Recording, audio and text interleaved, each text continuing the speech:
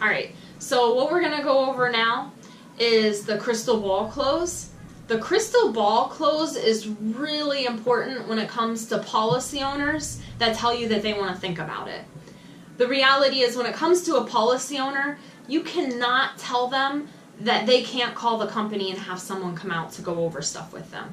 Because they can call the company at any time and we're going to send someone out. That's what they're paying for, and that's what was pretty much sold to them when they initially took out the policy, was the flexibility of it.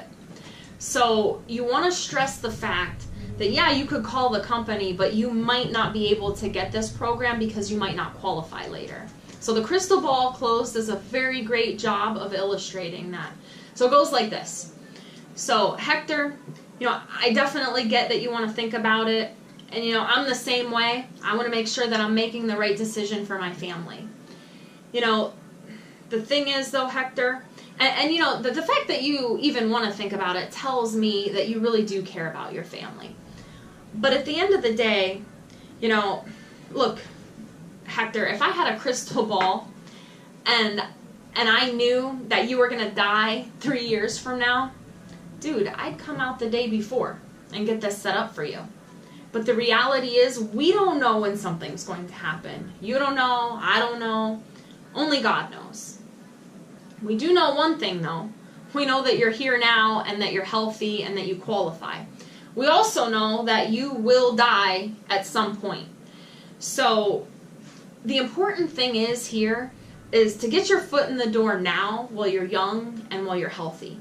And let me ask you this, Hector. If you knew for certain that you were going to die 3 years from now, would this even be a question? No. Exactly. I mean, you would jump at it. So let's do this. Let's get your foot in the door. We'll make sure that it's comfortable for you. Now, do you feel that $30 a week would take food off of the table, Hector, or do we need to adjust it? So you always want to ask them an either or question, because it's either a yes or a yes at the end.